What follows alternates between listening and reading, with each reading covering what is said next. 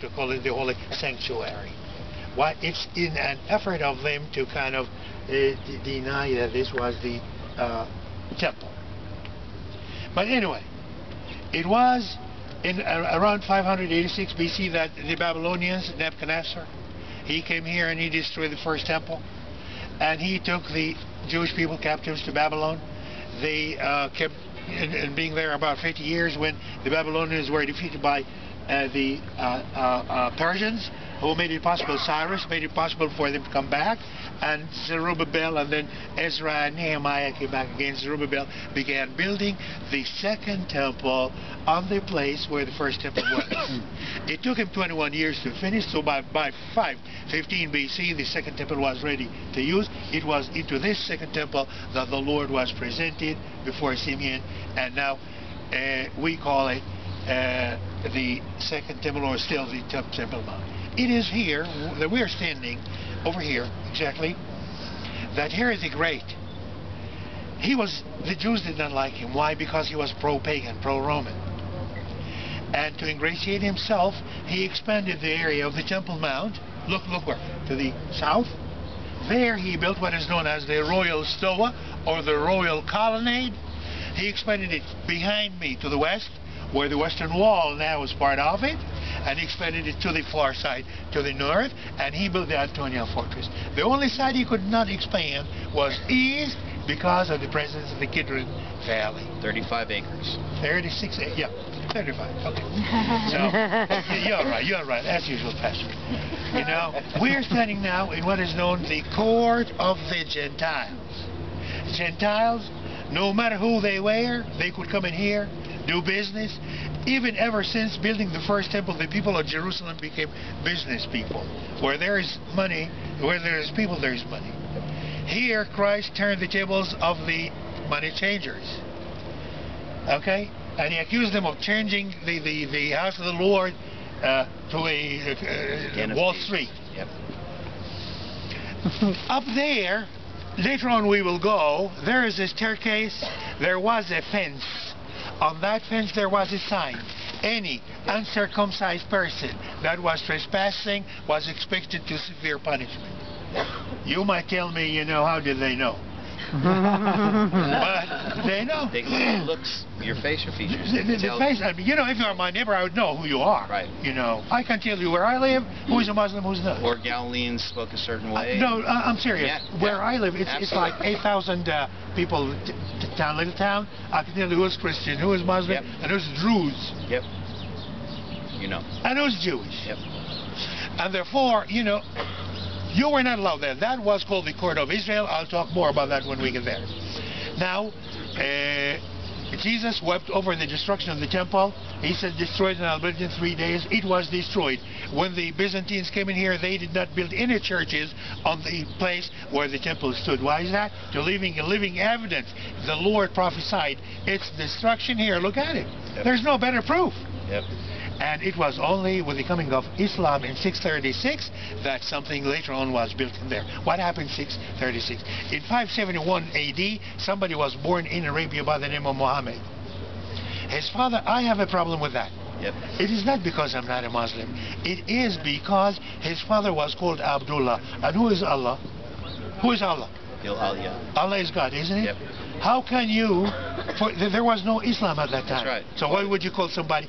So this Allah, I have doubt about it. I can, you know, if you promise that you'll be tolerant if you talk to me, I can talk to you. If you want to beat me or punish me for, you know, talking to you like that, you know, I do not know. I read a lot about Islam, and I have a problem when it comes Absolutely. to it. But anyway. And then Muhammad, his parents died when he was young, and then a rich lady adopted him. When he grew up, she began sending him to this part of the world. Here he got to know Jews and Christians. When he went back home to Arabia, he found that his people were worshipping idols, you know, figurines. Some of them was worshipping the dates. I have a book written in Arabic. It is called the Book of the Idols. Yep. Thousands of idols. Yep. So Muslims believe that when Muhammad was sitting in a cave, God gave him the Quran through Gabriel. Yep. And Islam depends on 5 columns or 5 pillars today. One is Shahada, that means there is no God but God, and Muhammad is his messenger. 2, the prayer. They used to pray many times, but that deprived them of enough hours to work and sleep. And even if you listen early morning at 4:30 every morning, you know, after they call for prayer, they say prayer is better than sleep. Yep. Okay, go to sleep, don't wake me up.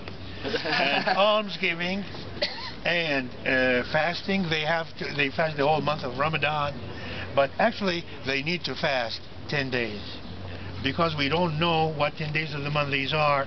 Then they fast the whole month to make sure that they're included. And the last thing is pilgrimage. At least once in a lifetime, every Muslim has to make his way to Mecca and Medina for pilgrimage. This for the Hajj, yes. And if possible to Jerusalem. Jerusalem is considered to be the 3rd holiest place for them in the world after Mecca and Medina. By the way, when the Muslims began praying, they turned their faces towards Jerusalem, not Mecca. Yep. And then later on, because of some political developments, they started turning their faces over there.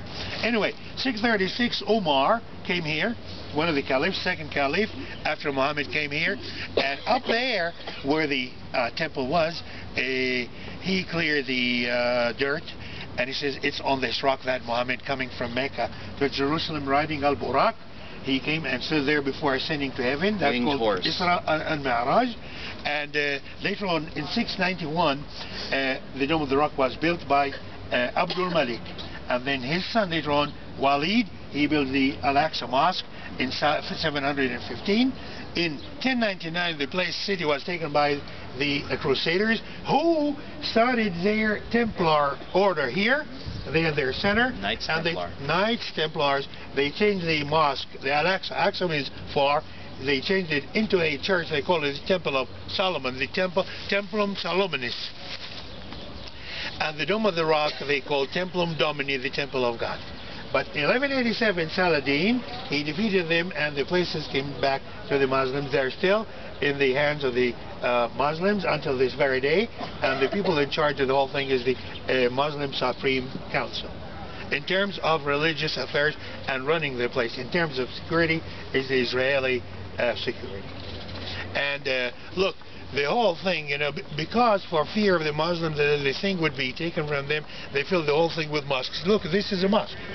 You know that this is a mosque? Look at the stone niche facing south. There's another one. There's another one. There's another one. And there's another one there. That's another one. So the whole place is full with these little mosques. When it comes now, so far we do not know the exact location of the Holy of Holies, but one thing I'm sure of, it wasn't here.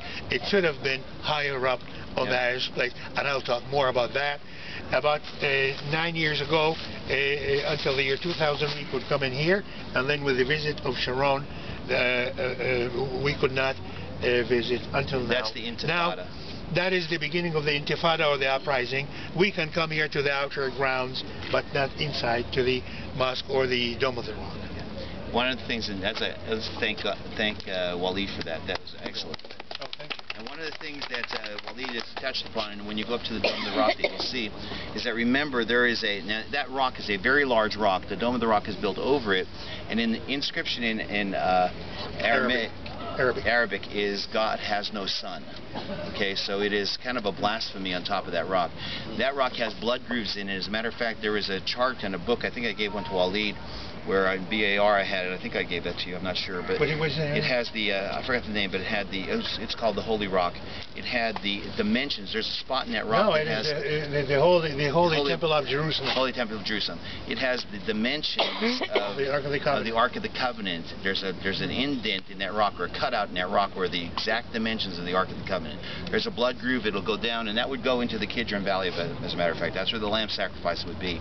So this is the place where Jesus would watch the woman put her tribute money in. It's the place where Jesus would come and teach with his disciples. So there would be Solomon's stables, or Solomon's porch over here, and they would teach with his disciples. There was the Eastern Gate. The Eastern Gate. I mean, this is a the very... Hulda Gate. The Hulda Gate. And so, matter of fact, some of the Psalms, the Ascent Psalms, come up through the Hulda Gate. When they would come up for prayer, they would take one step. The steps were really broad, so they could stay on them and pray.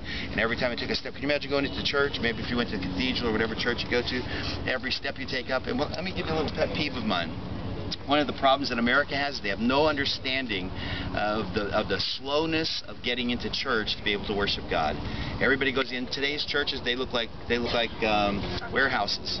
You know, that's fine, but that has nothing to do with the way God wants it. I'm not telling us to go back to the cathedrals, but there was a certain amount of procedures that you got yourself prepared to go to God's house. You know, what do we do in America? We get out of our car, we run in talking, we go and talk to somebody sitting in our seat, and we really miss the history of what it's supposed to be. They prepared themselves. They had 15 steps of ascent. They'd pray on every step, wouldn't they, Waleed? Every step they'd go up, they'd pray. They get themselves prepared. The steps are broad, but they're not very high. Very narrow. When you climb, you would walk like that. Yes. You bow. You bow. You're bowing to That's get to it. God's house. That's the point. So this whole thing was a sight and sound and an emotional thing to get you to the spot where you're prepared to go to God's house. And I don't want to be judgmental, but you know, I've seen people come into the house of the Lord and argue with each other. You would never see that here, because this is a holy spot. You're getting yourself prepared to meet God. So if you see anything today, you want to see that part of self-denial that makes you put yourself second and God first and give him all the attention. And you know, unfortunately, Islam still does that. And I say unfortunately because they're serving the wrong God. You know, but we should be able to have that type of self-examination. So that is the rock. It's very large. There are about 36 aquifers under here that some people believe that Solomon actually had a way underneath this to get up to back to his palace, a secret way underneath.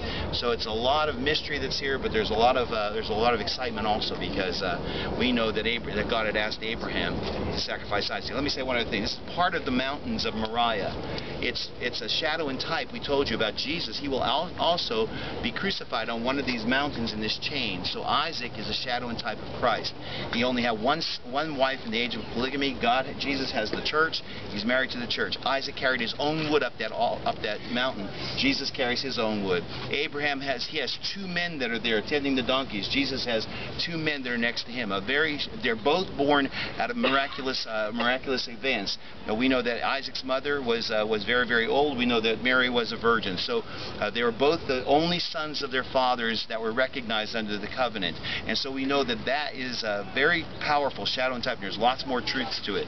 So God was showing Abraham the story of salvation in his son. He never intended him to offer Isaac, but he was showing him the intention of Christ being offered for us, his only son. You know, God actually said to Abram, "Take thy son, thine only son." And that's what we read about in Jesus. He is the only Son of God. Okay?